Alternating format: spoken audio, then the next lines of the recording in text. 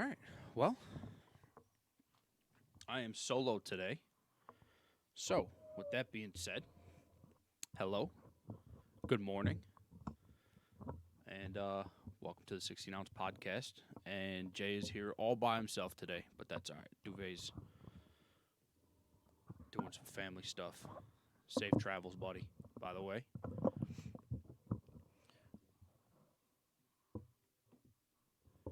If anyone on our live feed can't hear me, let me know, and I'll make sure to adjust this. And we're going to start this morning with a nice little Jack Daniels Black Jack and Cola. That's what we're doing today. Is what it is. Saturday. Went back to work last week. Well, this week was my first week back to work. I'm going to need these. But, man, we got an event today, huh? UFC 284 is going to be lit. With all that going on, before I get into UFC 284, also wanted to say today we are sponsored by, as always, the GHU Game Station. You know, right now they're only in the local area. They do travel to Buffalo and places like that. But GHU Game Station, it's a gaming trailer that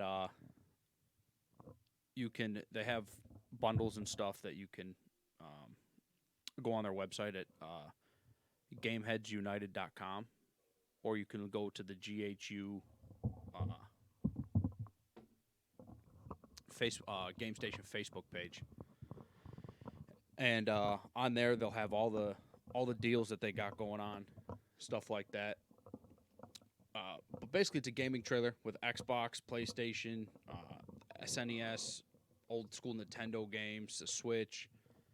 It's a lot of fun for people of all ages, adults. A couple events that I've done with them, like birthday parties and stuff. Even the adults are like, we're going to do this again in the summer when we're throwing parties. You know, they see how cool it is for the kids, and they enjoy it themselves. So make sure you check out GHU Game Station. BJ and Praz, man, they really got it going on. And, salute to those guys, man, because they're bringing attention to the video game scene, which is a lot of fun. Especially with, UFC events. They got an NHL event coming up. All sorts of stuff. So make sure you check them out. If you're in the Western New York area, man, you should try and really come out to a couple of these events because they're a lot of fun. A lot of fun, a lot of competition. Hopefully when Undisputed comes to console, we'll get an Undisputed tournament going. That'll be a blast. But with that being said, we'll talk some other things before I get into the UFC 284 card. I want to start off with talking about Derek Lewis a little bit. Morning, Des. I want to just go off the comments that Dana White was talking about or made after Derek Lewis lost his fight. Dana White said, I have a lot of respect for Derek Lewis. Love the guy, and he got manhandled tonight. I love him, but he's not going anywhere. I kind of figured that. He's one of those fighters that no matter what is always going to draw in a crowd. Would GHU come to PA? Yeah, I'm sure BJ would for sure. You're not that far. I can talk to him. And I can let you know, have him reach out to you, or he can talk to me, and then I'll talk to you about it. But, yeah, so with Derek Lewis, he's just an entertaining fighter, right? I mean, we know he can't wrestle, but there's guys in their careers right now that are just like Kevin Holland. He just said, I just want to stand and bang. I know my chase for the gold isn't there, but I want to have fun fights. And Derek Lewis is in the same boat, man. If you just put him up with guys that want to stand and bang, that's who you can really test their chins against, is Derek Lewis. So, I don't see him going anywhere, like Dana White said. he's going to be around just because he's going to be there to punch people in the face and really test the chins out on these people that are up and coming because there's some heavy hitters above him. And, you know, the heavyweight division has been no joke. So with that, I think he'll definitely be fun to watch if you just put him in a stand and bang type of fight. And I think he's got a couple, probably like a year or two left, and then he might hang him up. Deontay Wilder suggested he wanted to fight Francis, which is actually, I'd rather watch Wilder fight Francis than Fury. But Deontay Wilder suggested that they do a 2-fight deal, boxing and MMA. And I don't know if I have the direct quote from it, but he basically said that if you're willing to come to my house, I'm willing to go to your house. And to me, I think that's, not many boxers are willing to do that. So if Wilder's real about that, that's going to be a lot of fun.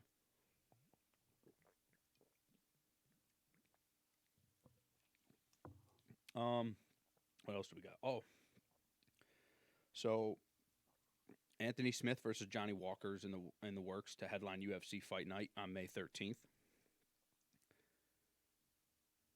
That's a banger. I really wish we could have seen Anthony Smith versus Jamal Hill, but there is a good chance that could still happen. I mean, Anthony Smith isn't done, as we can tell. If he beats Johnny Walker, and then I don't know, it's whoever he might have one more fight after that, and then he could be on his way to the light heavyweight top as well.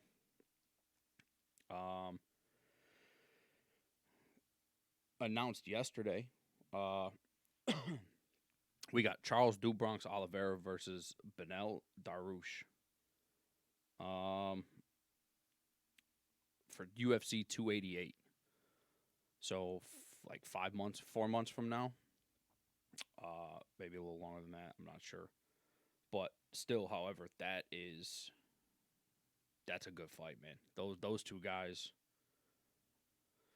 Dariush might give Oliveira a run for his money. I mean, Oliveira is very well. Is very good. We can tell. Obviously, we've seen it from him. Excuse me. We've seen him fight the best of the best in that division, and he's, Dariush is on his way to the top, and if he beats Oliveira, obviously he's next in line for a title shot.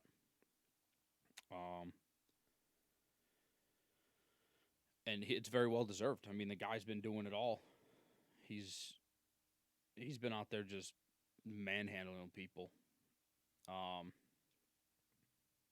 himself, which is, I think that's a good fight too. There's a lot of fights. This year is off to a great start. I mean, we'll get into tonight's card, but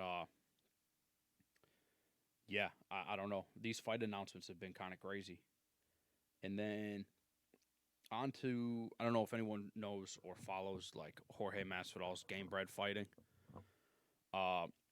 Gamebred boxing, is it just Gamebred 4 or Gamebred Boxing 4? I'm not sure what it's called, but it's Gamebred 4.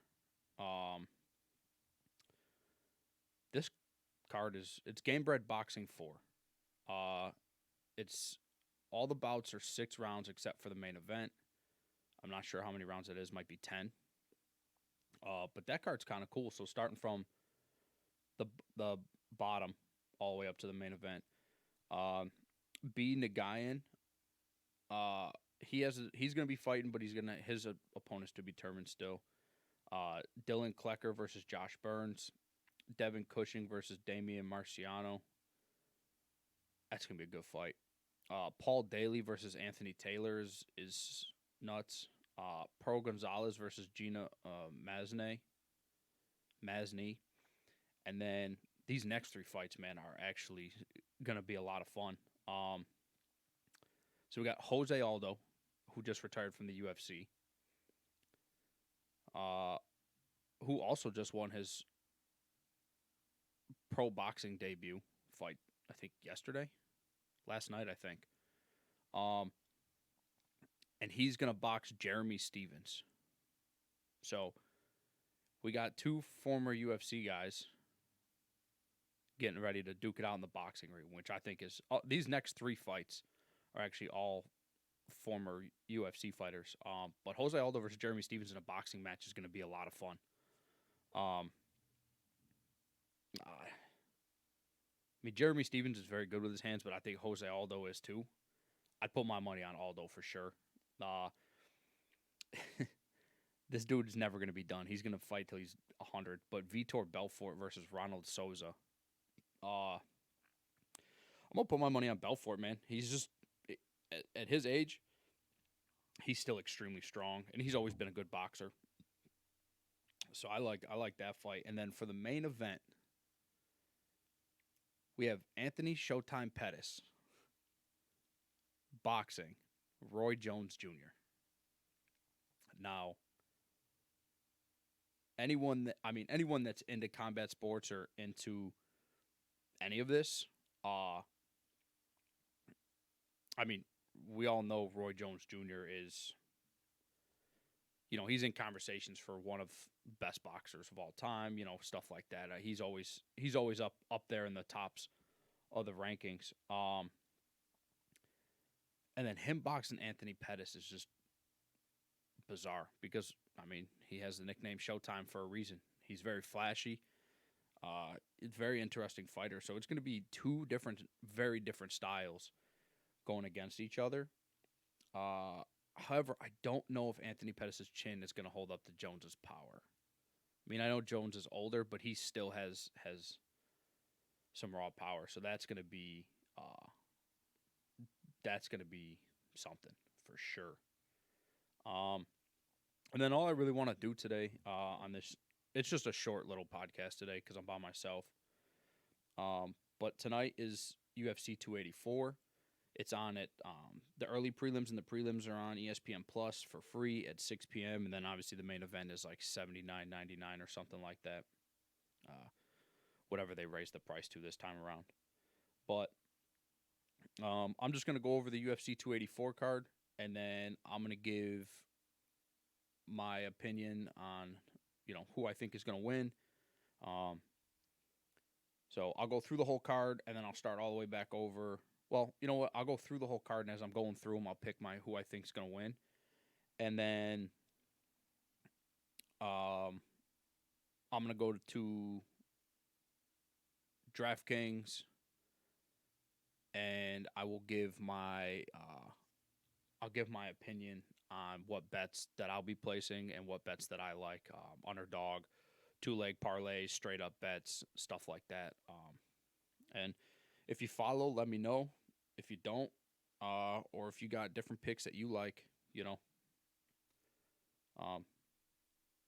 let me know as well. I love to talk about it. People always come to me and ask me for, UFC opinions. So here's their chance to let me know what they think. So starting off on the UFC 284 card, on the early prelims, the first fight of the night is going to be Zubaira Tukhugov versus Elvis Brenner. Zubaira's 25-1, Brenner's 13-3. It's a lightweight fight.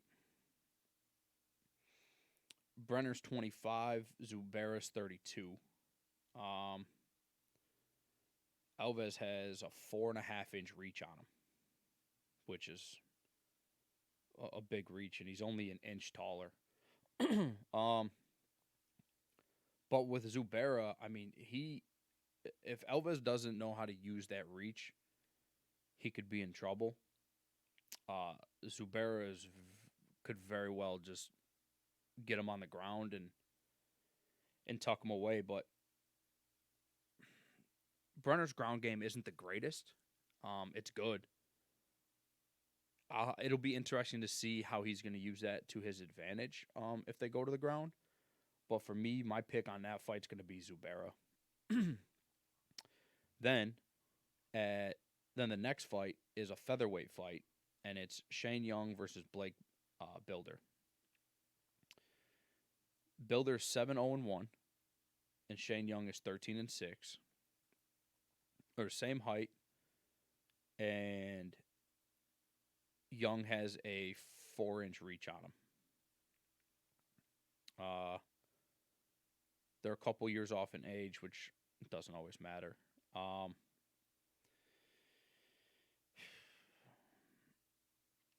This is honestly a tough one though.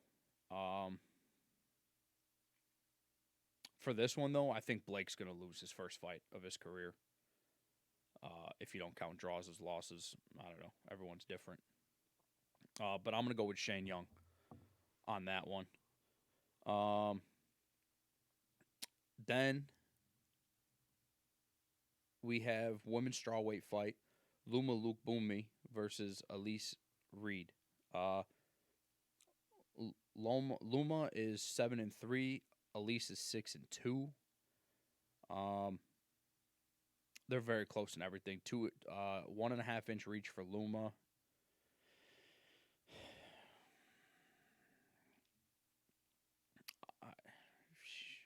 It's actually going to be a good fight. I know a lot of people don't really pay much attention to women's fights, but this is definitely a fight to look forward to.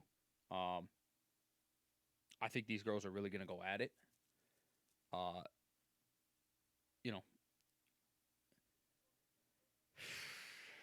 I'm just trying to think because I've seen them both fight before. Not in the UFC, but I've seen their highlight reels and stuff like that. And I've watched one of their fights on, I forget what it was on. One of the amateur fights. I'm probably going to go with Luma on this one. Probably by submission, but I don't know.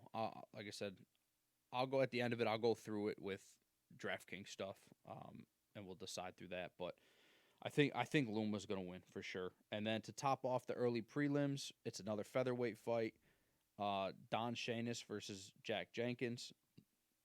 Jack is 10-2. Don is 12-4. Jack is an inch taller with a 1-inch reach advantage. Don is an inch shorter in height.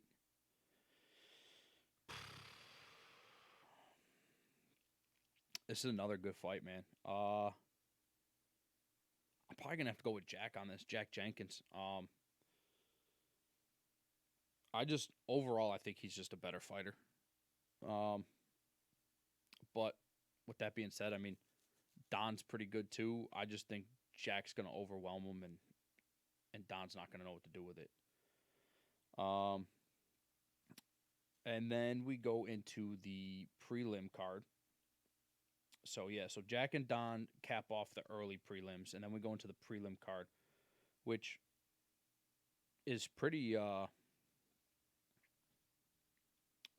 good card. I mean, to start it off with Jamie Malarkey versus Francisco Prado. You got Francisco, who's 11-0, and then you got Jamie, who's 15-5. Anyone that follows the UFC has seen Jamie fight quite a few times.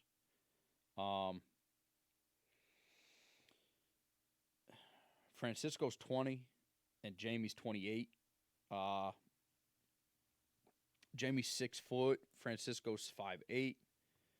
Obviously, they weigh the same. And then Jamie has a 5-inch reach, 74 inches to 69-inch reach. Prado's probably going to try and wrestle him, but I don't know, man. That's a tough one. I do like Jamie a lot. He's a lot of fun to watch, but he's very sporadic. So I could see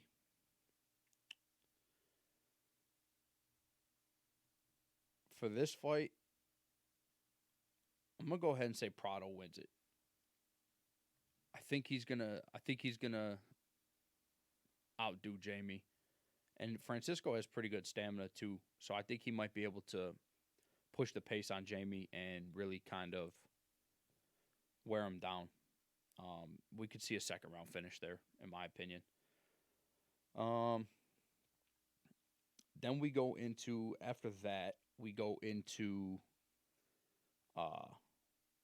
flyweight fight with Shannon Ross versus Clayton Rodriguez. Just off the top of my head, I'm gonna go with Shannon Ross. I think his experience with him, I think he's the overall better fighter. Uh, they're basically the same in almost every category. Rodriguez has a 1 inch reach advantage. Um, they're a couple years off in age, inch off in height. I personally think Shannon Ross, but I mean it's fighting, so anything is possible. Um, then after that we have Joshua Kilabo versus Melsik Bogdasarian. They're Josh is 10-1-1. Melsik is 7-1. The 3 years off, they're same height, same weight. Uh, Josh has a 73-inch reach. Melsik has a 70-inch reach. So, with that being said, I mean they're very even altogether, in my opinion. Um,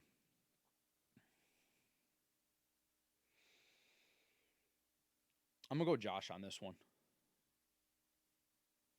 just because I'll be honest, I've never seen Melsik fight. I've seen Josh fight, so I'm just gonna go with Josh on that one. Betting wise, I don't know if I'll touch that fight, but we'll see. Um, and then to cap off the prelim card, we have a light heavyweight bout between Tyson Pedro and Modestas Bukauskas. So um, these guys are pretty well known. If you pay a lot of attention to the UFC, if you pay a lot of attention to UFC, um, they're basically everything for them is basically matched up. I mean, they're 2 years off in age, same height, same weight, and the reach is off by an inch. Uh, I'm probably going Modestas on this. I like Tyson Pedro a lot. I just don't know if his chin's gonna handle Modestas' power. That guy has some freak raw power, and I don't know if I see Tyson being able to handle it. But with that being said, I mean Tyson also has a lot of power too. Um, but when I look at certain things like stamina, uh, chin strength, and all that, my edge goes to Modestas for sure. Uh, but like I said, Tyson can do it too. So that caps off that fight there. Um, Tyson versus Modestas, that caps off the prelim, and then we take off into the main card, which this main card in general is a banger. Um, we got so to start off the main card, we have Jimmy Crute versus Alonzo Menafield. Um,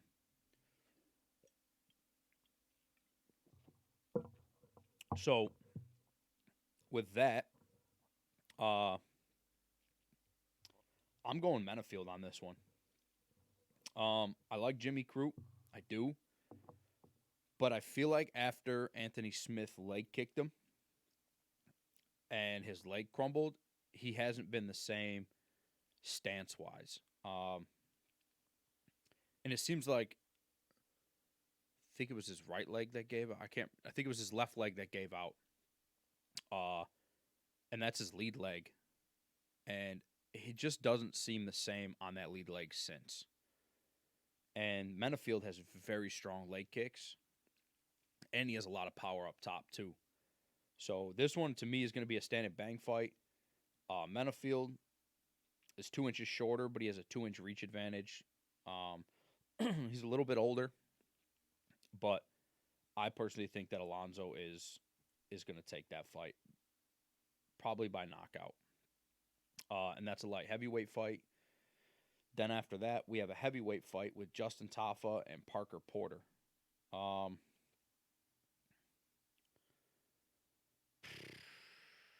I mean,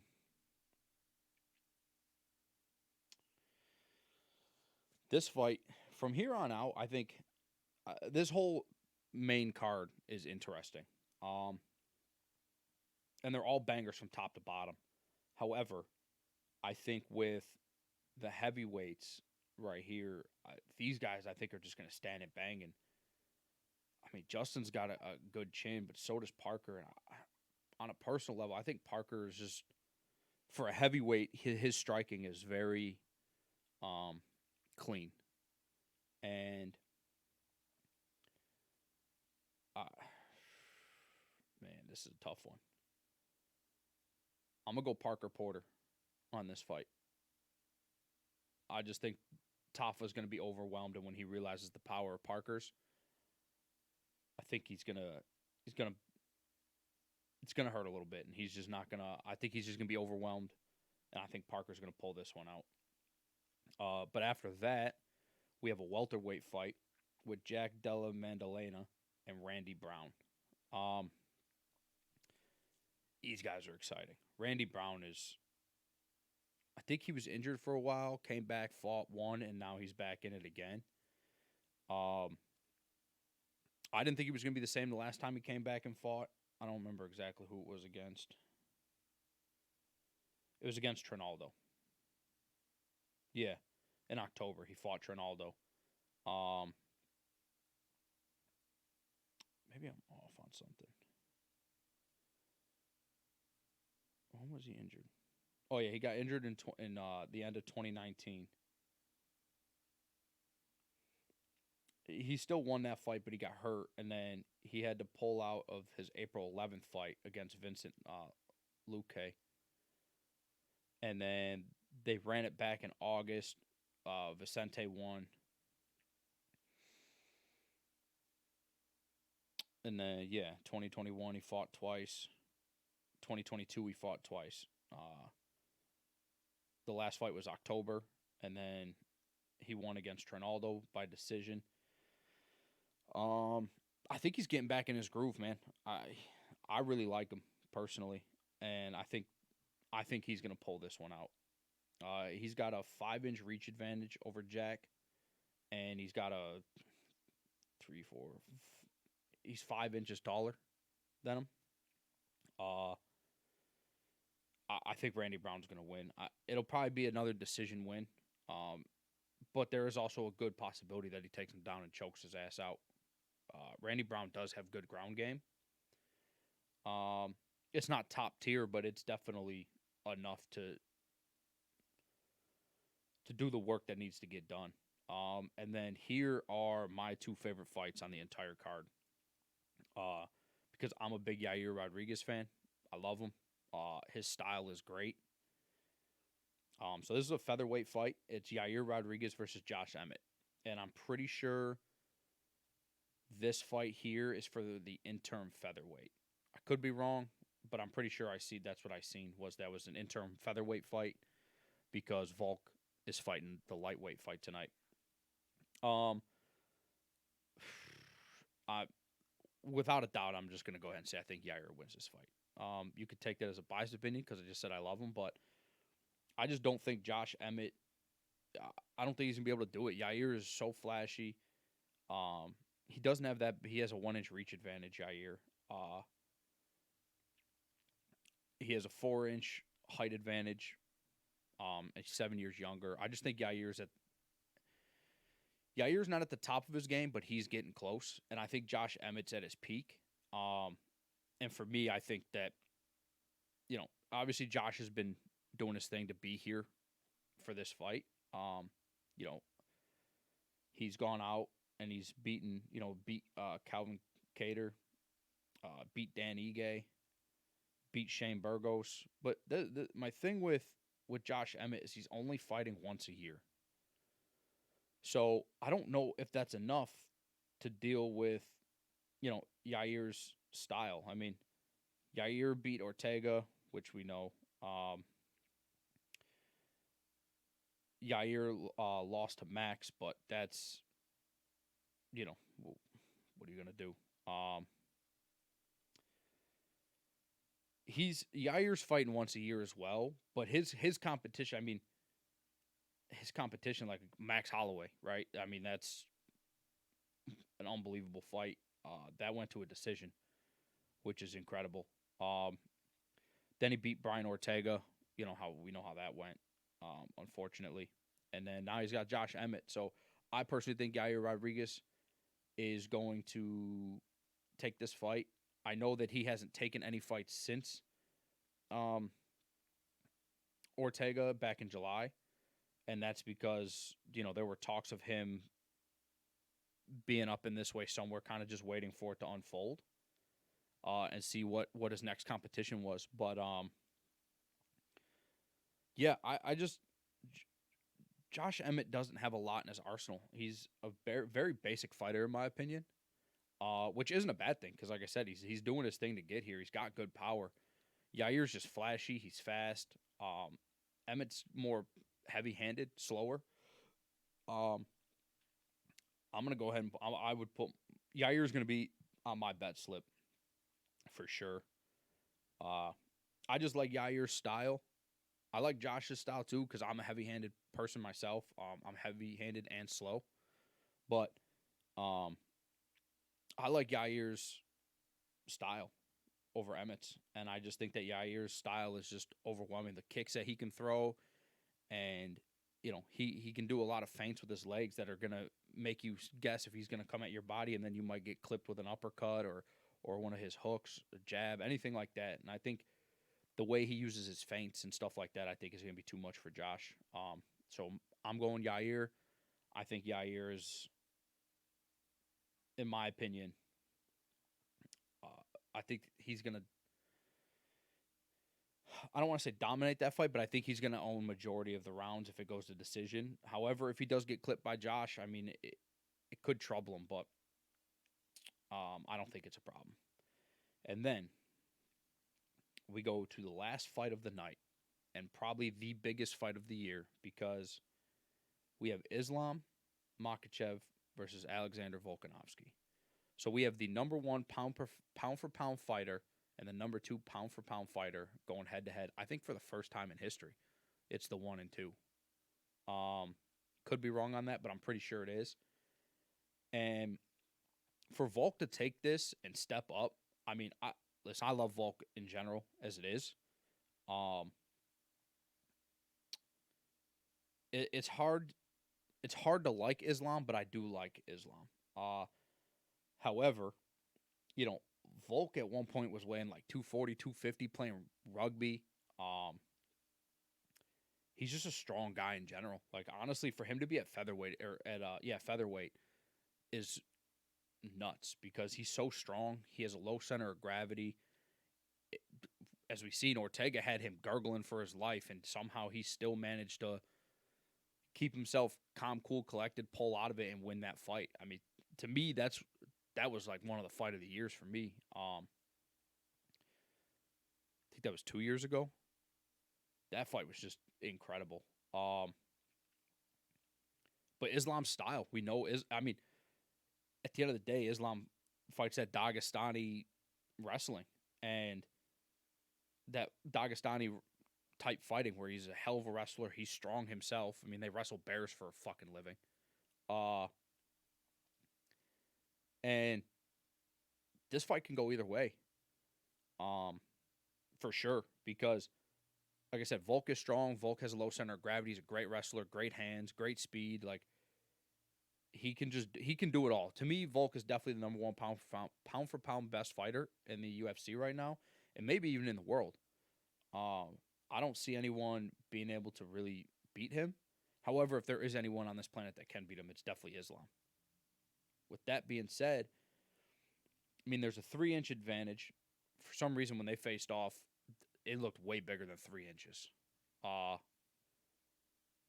Islam looked like he towered Volk. But Volk has the longer reach by an inch. He has a 71.5-inch reach versus Islam's 70-inch reach. They're only a few years off in age. They're 3-year difference there. Like I said, 3-inch height advantage for Islam. And there's a 10-pound difference there as well. So I don't know. My personal opinion, I'm going Volk. I just think that, you know, Islam's biggest regret is going to be if he goes into this fight and doesn't try to wrestle him. I know everyone, I know Volk's been game planning for the takedowns and all that, which is obvious because if the guy's going to take you down and that's what he's going to do, you're going to train for it. And Volk doesn't really need to train his boxing skills. I mean, yeah, he's going to crisp him up and freshen him up, but even still, Volk can wrestle anyway. So that's the reason why he's the number one pound for pound fighter. What's going to be interesting is if Islam is very good at keeping people on the ground when he takes them down. Now, that's going to be the key. If Islam can take him down and keep him down, he might be in trouble. But Volk is also very dangerous off the ground too. So Islam's going to have to do more than just keep him down. He's going to have to keep him down and do damage and try and keep, hand fighting, which is the Dagestani style. They like to hand fight. They like to do all sorts of things. In my personal opinion, I'm going Volk. I just think Volk is the better fighter. I think, you can say whatever you want, but his experience dealing with heavier people playing rugby, I mean, he was playing with guys that weighed 200 plus pounds and way bigger than he is. And, that translated over. He's had a fight in heavyweight, I'm pretty sure, light heavyweight, not in the UFC, but he knows how to handle that power, and he's got a hell of a chin.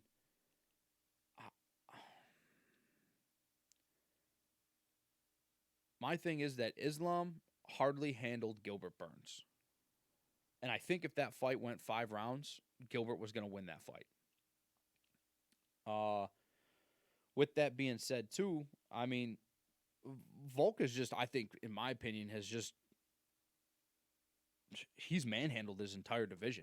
And I know we're talking featherweight versus lightweight, but when you see Volk striking and the way he handles himself and stays calm, cool, and collected, he doesn't let anything get in his head. He doesn't let the shit talking get to him, which Islam is what he's been doing.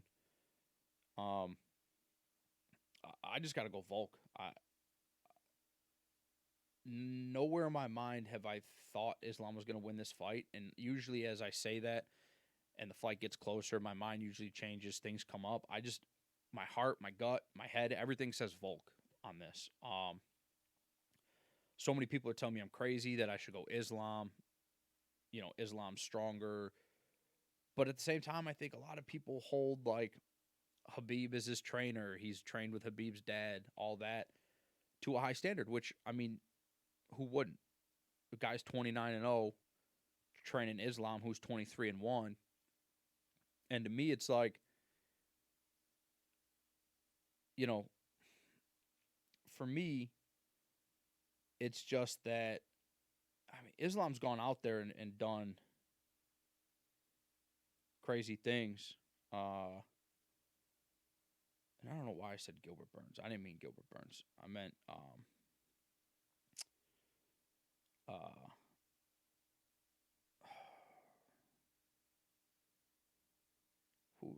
why was it? I don't know why I said Gilbert Burns. Gilbert Burns was the one he fought.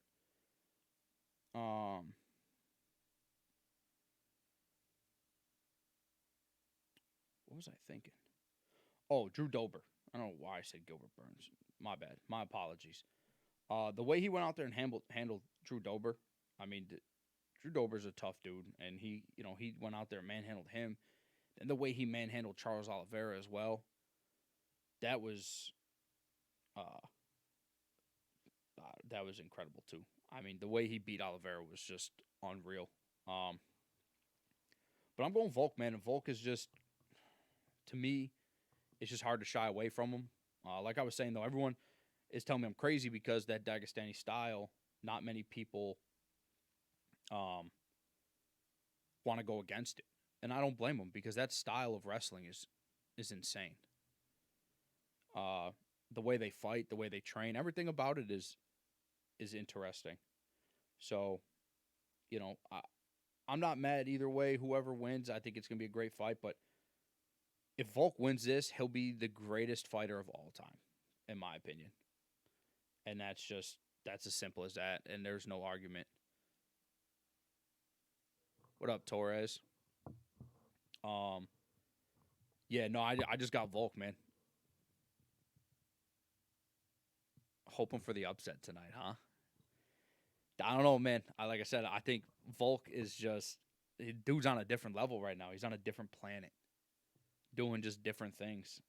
And Volk's can be tough to beat.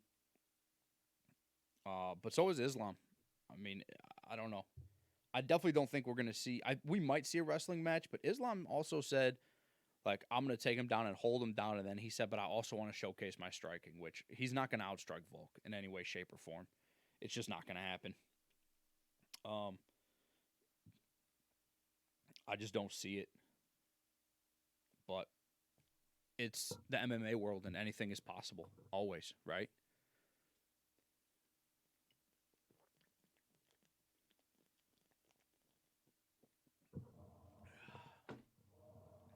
So,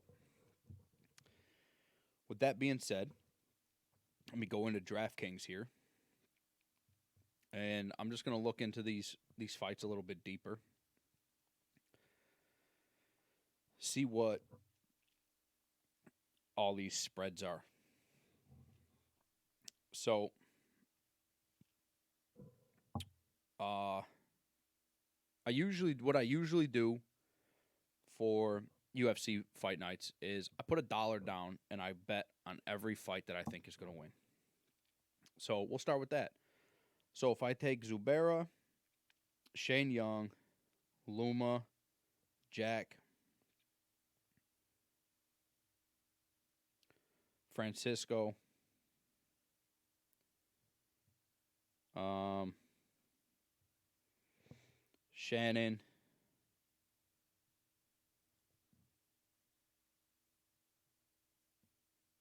Melsick. Oh no, Josh. Sorry, not Melsick. Josh,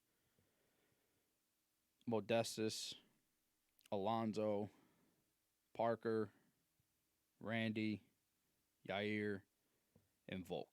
So 13 fights on the card. If I put $1 on that, uh, I'll win 28 grand, which would be nice. But that's usually one of my things I always do, is I pick all those and place that bet. Um, and then I do some 2-3 leg parlays, some fighter props, and then I give who I think is going to be my upset of the night.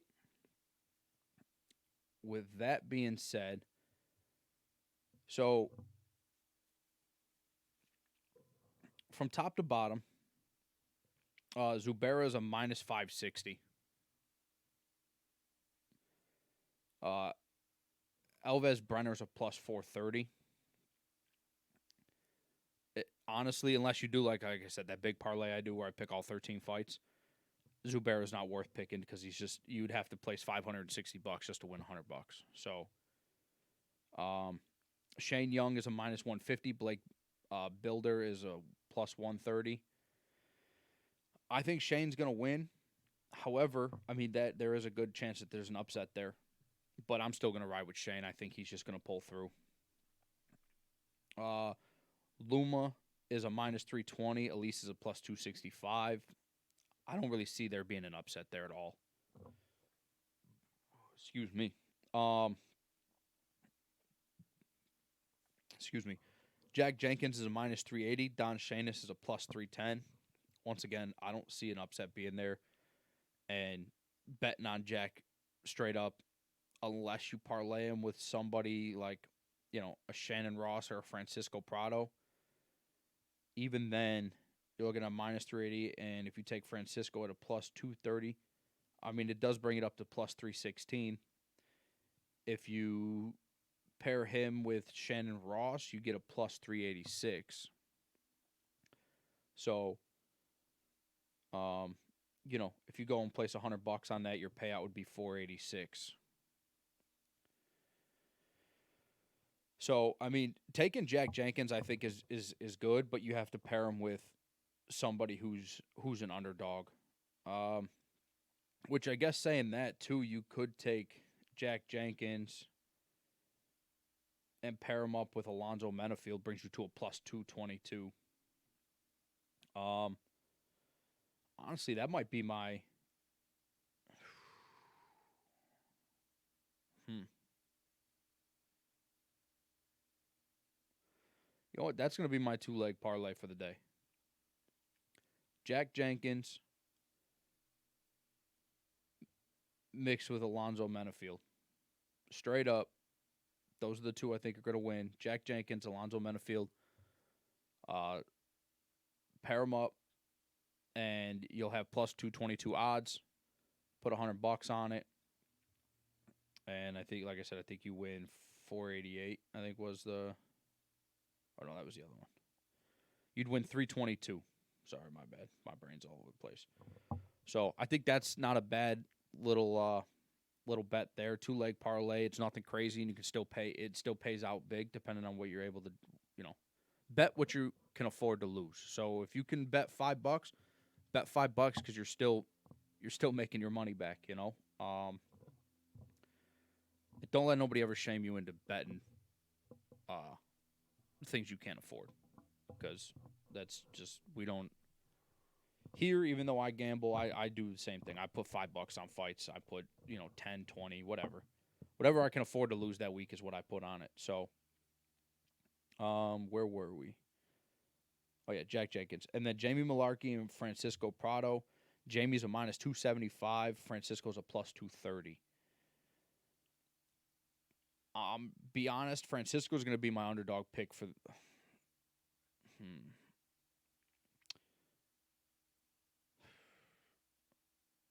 My two underdog picks for today are going to be Francisco and Alonzo. If you don't like Francisco, Alonzo's not a bad bet. If you want, he's a plus 155. However, like I said, I'm probably leaning towards Francisco Prado over Jamie. Shannon Ross is a plus 285. Clayton Rodriguez is a minus 345. I picked Shannon to win that fight. However,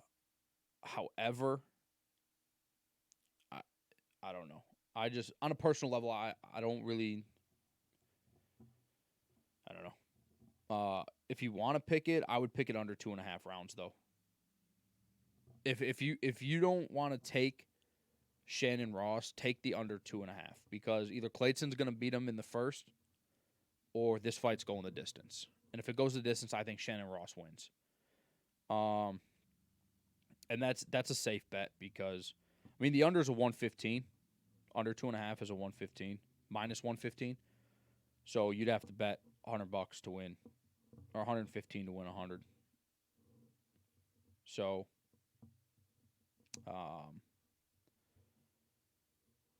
yeah. So basically, if you bet $100 on that, and I only use 100 as like just a base to make it easier, total payout would be 186.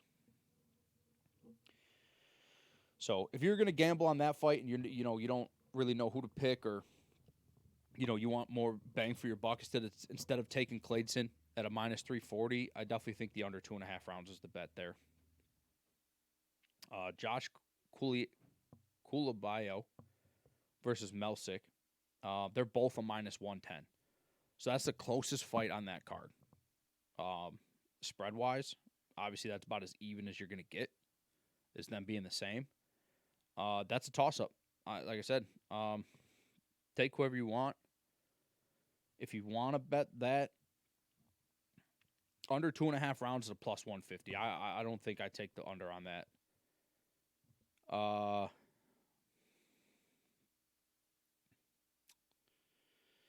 I'm just looking at the method of victories, seeing if there's anything worth going on there. I don't know. Like I said, I think on this fight here, my best bet, it's a minus 185, but I would say over 2.5 rounds. If I can find it. Is there... Yeah, so it's minus 150 for the fight to go the distance. So I think this fight might go the distance. I wouldn't take the over 2.5, just because it's minus 185. So if you're going to bet on this fight, I would take the minus 150 if you don't want to pick a fighter for the fight to go the distance. Tyson versus Modestas. Tyson's a minus 215. Modestas is a plus 185. I'm still riding with Modestas on this. I would take him as an underdog straight up. I would even go into it and look at winning methods, and I would possibly, even if you want, Modestus a plus 185. Winning method of him by KO TKO is a plus 165. So you're better off just taking, for Modestus to win by KO TKO or DQ is a plus 380. That's what I would personally take it that way. I mean, there's even a lot in it to hedge it if you really want, because there's a lot of money to be won. So if you Tyson Pedro to win by KO, TKO, or DQ is plus 165. Tyson to win by submission, which I would not pick, or Tyson to win by decision is plus 300. So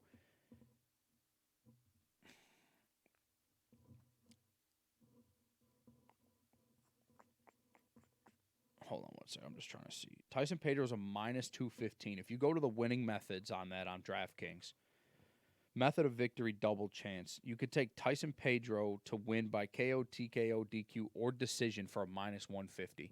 If you want to bet on Tyson, that's going to be your best bet at a minus 150 instead of taking him at a minus 215. Because he's not going to submit him. I don't think I've ever seen Tyson Pedro wrestle anybody. So I wouldn't even touch submission. But if you're going to bet Tyson straight up, I would do to win by KO, TKO, DQ, or decision if you're going to take Tyson. If you're going to take Modestus, submission is there, but I don't think it's high. However, I just personally think if you're going to bet Modestus, I think the best bet's just to take him straight up. Personally, because for him to win by KO, TKO, DQ, or decision is plus 200. KO, TKO, DQ, or submission is plus 330, and then to win by submission or decision is plus 400. So if you're going to take Modestus, just take him straight up. It's the best bet. But if you want Tyson, I would take Tyson by KO, TKO, DQ, or decision at minus 150. You get better odds.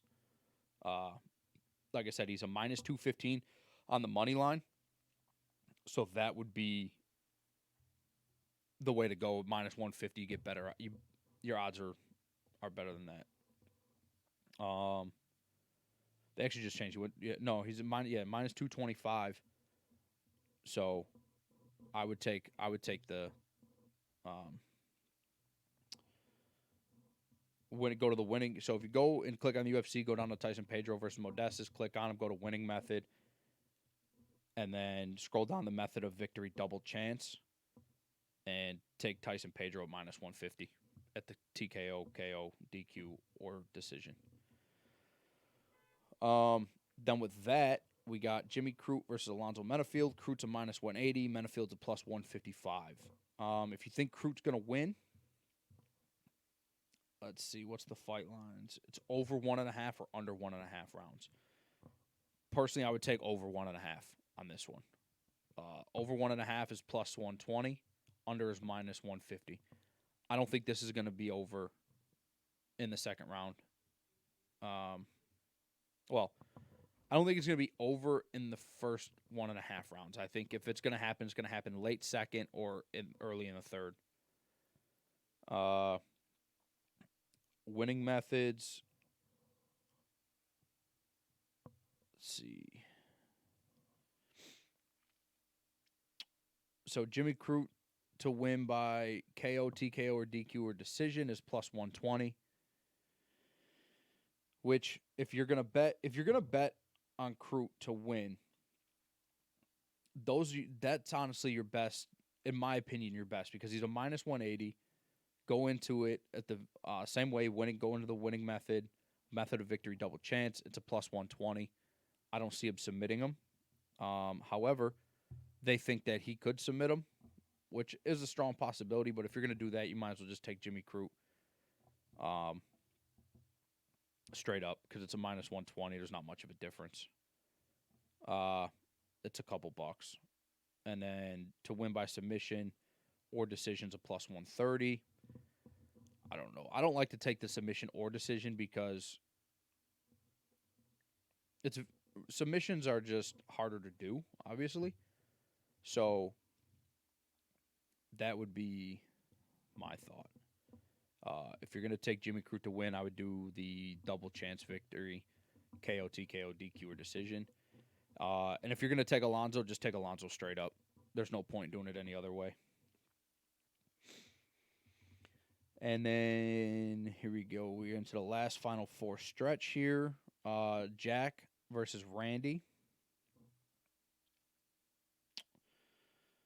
Jack is a minus 315. Randy is a plus 260. So obviously, if you're going to bet Randy, take him straight up. Might as well. He's already a plus 260. If you're going to take Jack, he's a minus 315. So I'm always in on the double chances. I like the odd changes and stuff like that. I don't see this fight going the distance at all. I don't think there's a chance for it to go the distance. Personally, on this one, I would take Jack Della Maddalena. I would take Jack to win by KO, TKO, DQ, or submission to minus 135. That would be my best bet on this one for this fight. Like I said, unless you're going to take Randy, then take Randy straight up. That's all. Then we have Yair versus Josh. Yair's a minus 180. Josh is a plus 155. So for this, I don't think Josh is going to win it all. I don't even see a slight chance in it. If you're going to take Yair and you want better odds, Yair to win by KO, TKO, or decision is a minus 165. Not much of a difference in the odds, 15.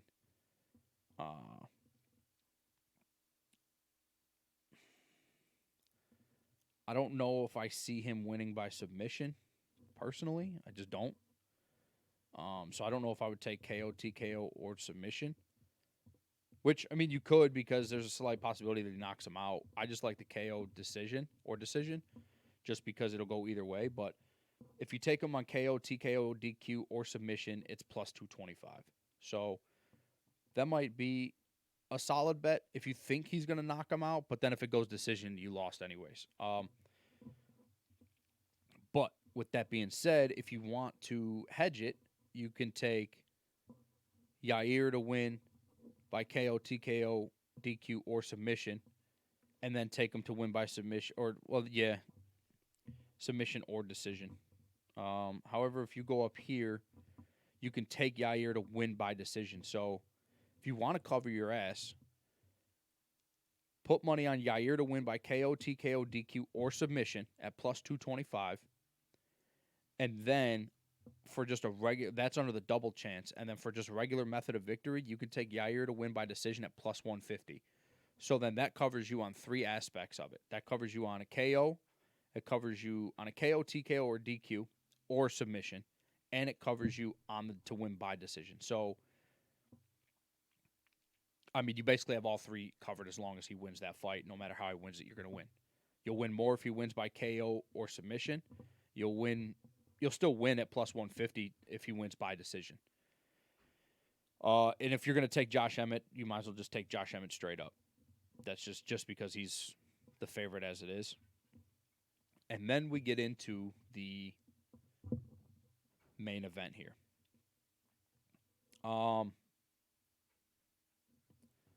Islam's a minus 380. Volk is a plus 310. The over 2.5 rounds is a minus 165. Under 2.5 rounds is plus 135. In no way, shape, or form would I even touch the total rounds because who knows how this goes. Personally, I have no idea. This fight could end in the first round for sure. It could go to the decision for sure. So we'll see how that goes. So if you think Islam's going to win, just bet him straight up. Like I said, at a plus, if you think Volk is going to win, just bet him straight up because he's a plus 310. If you think Islam is going to win, to get better odds besides the minus 380, go over. I'm always into the winning methods. I think those are the best bets for me. And these are all my opinions. Like I said, if you follow along, let me know. I hope you all win. If you don't like them, let me know what you like because I like to hear people's bets as well. So For me, I'm going to go down to the method of victory double chance again. If you're looking at Islam, so for Islam to win by KO, TKO, DQ, or decision is a plus 100. Personally, another hedge bet here. That's plus 100. So your money's flat. Whatever you bet, you're going to double at a plus 100. With that being said, if you take that and then you take Islam to win by submission, that's a plus 140. Once again, you cover all aspects of the fight. So if you put, if you have $200 to bet and you bet, Islam to win by KO, TKO, DQ, or decision, and he wins by that, you win your $200 back. However, if he wins by decision and you put $100 on that, then that's a plus 215. Or sorry, if you take him by submission, it's plus 140. You win a little bit more than your $200 back. If you wanted to, I just personally don't know that this is the best hedge. Islam to win by KO, TKO, DQ, or submission is a minus 115. And then if you take him to win by decision, it's a plus 215. So, I think the first hedge that I said, the TKO, KO, DQ, or decision, and then to win by submission, I think is the best bet to make your money back. I mean, that's on a personal level. I think that's the best hedge bet to go in with tonight. If you want to take Volk to win by KO, TKO, DQ, or submission, it's plus 700 odds. So I guess at the end of the day, if you really wanted to, if you want to try and earn more money, which, sometimes doesn't always end the best for gamblers. If you don't want Volk at his, plus 310 and you want more, there is a bet down here. I'm just trying to find it. Alexander Volkanovski to win by KO, TKO, or submission is a plus 700. I just don't see him submitting Islam. I just really don't. So that's up to you. Like I said, if I'm me, I'm taking Volk, but if you're going to hedge it, I would put money on, Makhachev to win by KO, TKO, DQ, or decision at plus 100. And then I would also take that on a separate bet, Islam to win by submission at plus 140. This way, you don't have to, a minus 380, unless you have them in a big parlay, a couple leg parlay, there's no point. Unless you're betting big money. That's it.